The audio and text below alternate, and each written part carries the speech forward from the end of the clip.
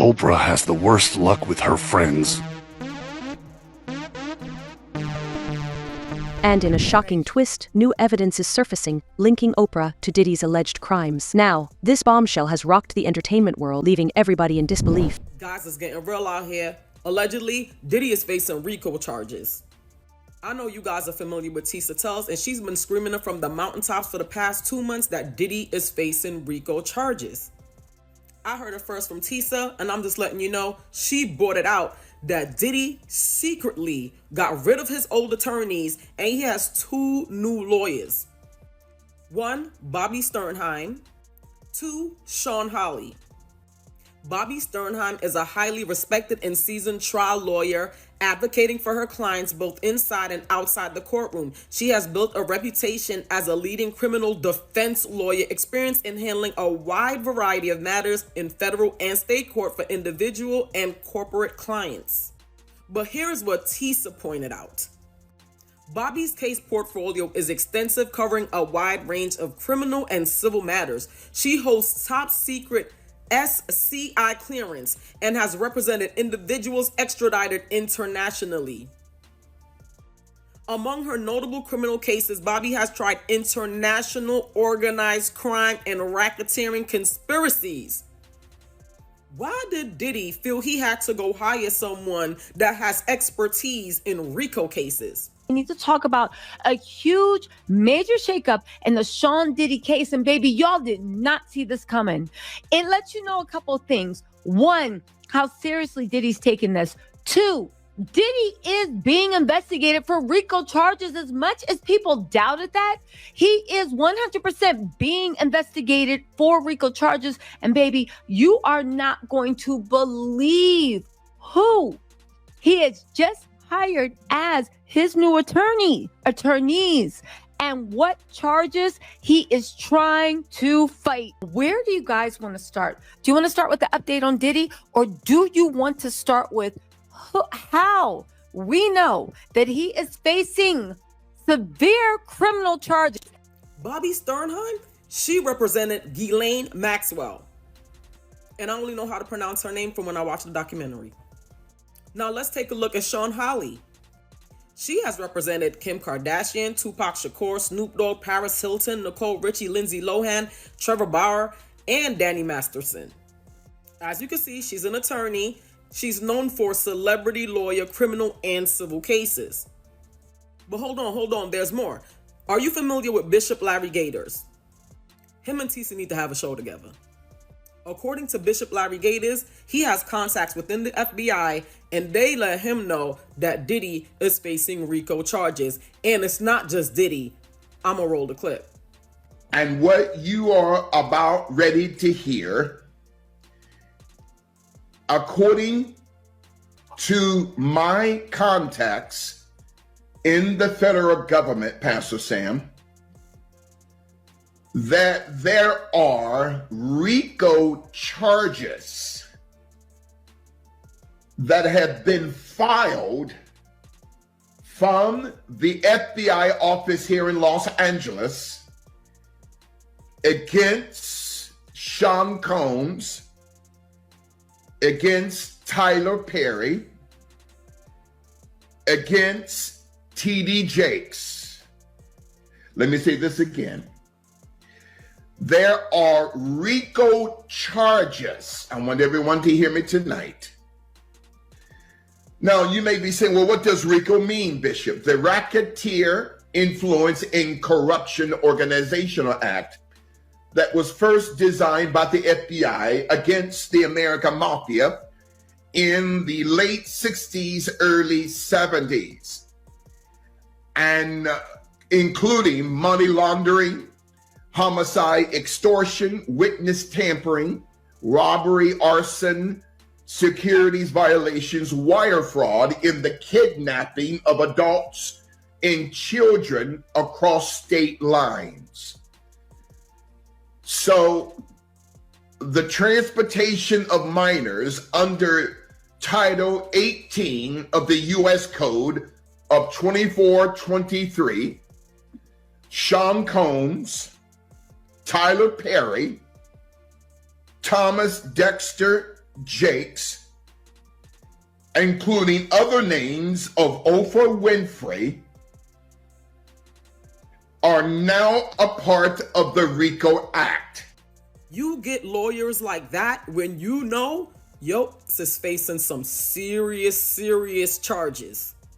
So go run up on Tisa Tell's page and watch this. She goes more in depth. You know, if there's dirt, she's gonna find it. And if there's dots that need to connect, she's gonna connect them. Insiders reveal that documents and testimonies suggest Oprah might have known about or even been involved in some of Diddy's illegal activities. While it's still unclear how deep her involvement goes, the connection has raised some serious questions. Oprah's private jet was at the Epstein Island at least 11 times. My question is, do you remember that school in Africa that she owned? Whatever happened to all those girls that were kidnapped in that school in Africa? 11 times. A sex ring island. Minor girls going missing. Can't be that hard to say where these girls are. Recently, a TikToker named Kyle Marisa Roth has been found dead with no cause of death given. More. You all know about my lack of fondness for Ozempra. So this is a Michael Jackson blind item, technically Michael Jackson blind item. It's about this 2019 documentary, Leaving Neverland. Has anyone looked who is the secret money behind the recent explosive documentary about the permanent A++ lister? How about that one name permanent A++ list celebrity and the mogul behind everything? One essayed him, and the other one hates him. So this blind item is alleging that Ozempra and David Geffen, by the way, has some of the most horrifying blind items. They bankrolled this documentary, I guess, to like smear his memory. And this blind item is alleging that David Geffen, Ozempra's creepy as fuck bestie, yacht bestie, trafficking bestie, essayed Michael Jackson, and Ozempra just had unconditional hate for him for no apparent reason. Maybe that's who's stalking Paris Jackson. Paris Jackson recently went live on Instagram and everyone said it was about the Smiths. My money would be on Ozempra. Those fucking tunnels. Because my main account is banned where all of my Diddy blind items from this month are, I'm just gonna do all the March 2024 Diddy blind items so we can see the lead up to this. Starting off March 1st, and this is Little Rod, Rodney Jones, Sean Diddy Combs, and this is the male victim that came forward. It's pretty easy to tell that whoever wrote the recent lawsuit against the wannabe rapper slash producer reads this website on a pretty regular basis. They even use some of the same clues in their blind items. And I said before and I'm saying again, no, that's because the blind item has been recording crimes that have been reported to them instead of the police for the past fucking 20 years. And they just corroborate the actual little crimes that, 3 homes got raided for today because of. Okay, this next one's also from March 1st. They call Diddy Mr. Freakoff. Mr. Freakoff isn't the only one who asked for straight men to be delivered to his hotel room when he is in London. Just ask the Unlocked blogger, and that's Jason Lee, and the weather boxer, Floyd Mayweather. This British rapper, and that's Giggs, and the socialite with the star in his name target dealers who want the extra cash, who are sure to be discreet because they have girlfriends. This is why the powerful rapper, and that's 50, is always mocking them and why they're too afraid to say anything back. He's seen the videos. Okay. This is TD Jakes and Mr. Freakoff. Those closest to the televangelist warned him about being associated with Mr. Freakoff, but he did not listen. Some of the men who claim to have stories about his private life have given him the name General High Booty. So Mr. Freakoff is Diddy, General High Booty is TD Jakes. I'm sure you can do the math on how that got there, that nickname. Sorry guys, I'm flustered right now. Fucking this is huge. Young Miami, the girlfriend of the wannabe rapper who was also named in a very recent lawsuit, has started selling off all of her possessions online. This is from March 4th.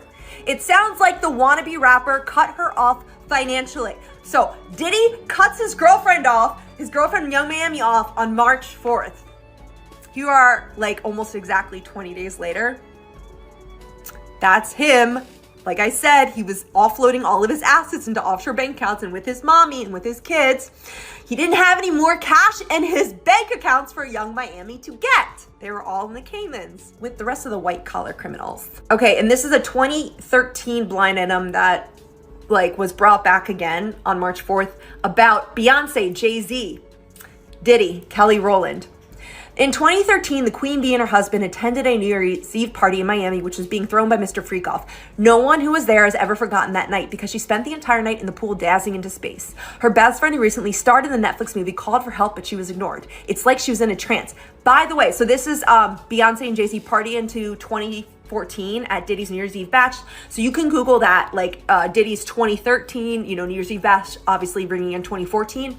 And you can see in the articles how they had had linked Beyonce's Instagram account, and all of her posts from this 2013 party were removed when I initially reported on this blind item from my main account at the beginning of March. I just find that interesting. Do you guys see how all of these chips were kind of falling? This is why I'm also so pissed my main's not here anymore, because I had captured this all in real time. And I remember being like, oh, that's weird. All of Beyonce's posts from Diddy's party are fucking gone, and any evidence of her being there are fucking gone. This one aged so well, you guys. So this is about Little Rod, the male victim that filed a lawsuit against Diddy. Publicly, there are more, but they just haven't publicly done anything. And then TD Jakes, General High Beauty. The lawsuit filed by the producer claims Mr. Booty Grabber planned to use the televangelist, so now Diddy is Mr. Booty Grabber in this, use the televangelist to clean up his image after the first lawsuit with the singer. Why was he so sure the televangelist would risk his own reputation to save his? Look no further than the secret recordings and what he knows about his daughter's adoption. Except, listen, TD Jake, save yourself because you got nothing to clean up. It's been raided. Everything. And finally, Simon Cowell, Sean Diddy Combs, Ryan Seacrest, The Wanted, glad he came. And this is on, by the way, Simon Cowell is rumored to be a notorious harem holder. Kind of like Diddy. The music competition judge/record exec that Simon Cowell is worried that he is next to face the Mr. Freakoff treatment. Okay, so let's raid Simon Cowell's harem next. Not only because of the things he may have done, but because of what he didn't do to protect contestants from the closeted radio exec, and that's Ryan Seacrest, who preyed on them. This same radio exec was behind the formation of the boy band The Wanted, who was glad you came, and that's a really gross pun right there in the blind item. Those are all the March 2024 blind items on Diddy. Probably more to come, I would say, but it all ended with March 25th, 3 of Diddy's homes get raided and 2 of his sons got arrested. Hey, J-Lo, you got anything to say yet? Please don't sing it, though. She had revealed Oprah and David Geffen's involvement in trying to cancel and smear Michael Jackson with Leaving Neverland, and more recently covered the Diddy story in her videos. Kendrick says this. Kendrick, I like Drake with the melodies. I don't like Drake when he act tough. I've been saying for years, I say I don't like when Drake sings. I like when he raps. I've been saying, when Drake did that video back in the day, I don't remember what video it was. It was when he had the hoodie on and the headlines, and it looked like they was all like a flash mob that was going to run up in a store and steal every goddamn thing. Like they just couldn't wait to run up in H&M or something and just take everything off the fucking shelf. Like I didn't like that either. You gonna make a nigga bring back Puff? Let me see if Chubbs really crashed something. That's a reference to when I didn't get it. Puff slapped him, right? Well, Puff allegedly slapped Drake. I'll never forget that night either. You were there? No, I woke up and my phone was ringing. I'm gonna tell you something. I can say this without a shadow of a doubt, and this is true. The industry is behind the scenes. They've always been against Drake. Like they've always actively rooted against Drake. Why? I do not know. Probably just because he's from Canada and he's winning. Probably because he's from Canada and he's not.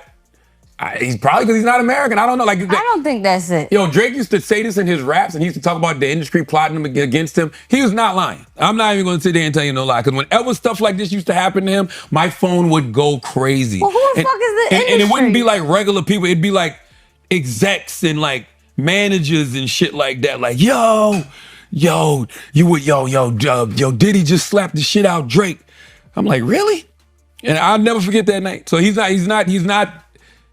Drake's not paranoid when he says these things. I just feel like why and who would be behind it if the industry is benefiting off of him? All right, listen. Hate, jealousy, bro. And envy is a real thing, yeah. Everybody been knew Drake was soft and Diddy was insane. They was at a party once. Diddy said, Drizzy! Drake said, huh? Boom! Smacks that boy. Diddy puts his hands on him. The crowd went, now how Drake be talking in his songs, the crowd was like, do you know who you're messing with, Diddy?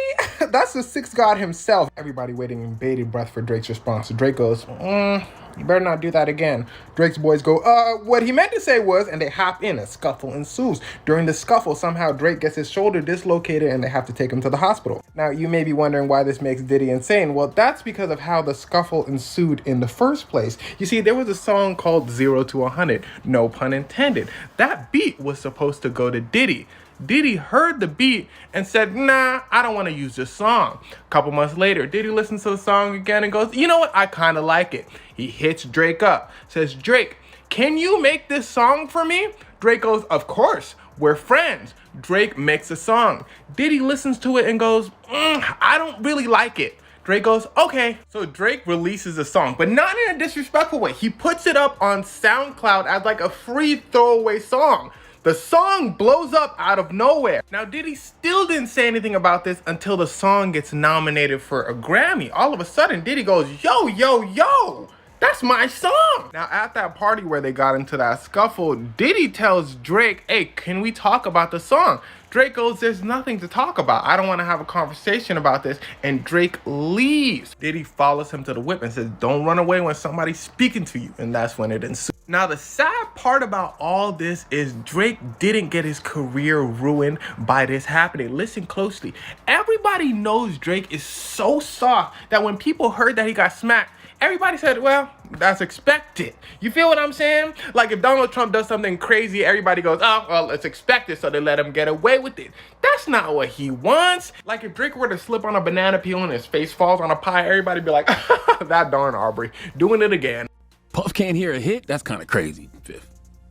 He still hear things from back then, that time period. Oh, got you now. Right. Okay. Got you saying. He can't buy the right. He can't. You play it for him right now, and it's hot. He can't buy it. This is why he's fighting Drake. When you hit Drake, because he used the beat that he didn't actually use. 0 to 100. Right. You see what I'm saying? So if he heard it, and then he hear Drake's use it, but it wasn't.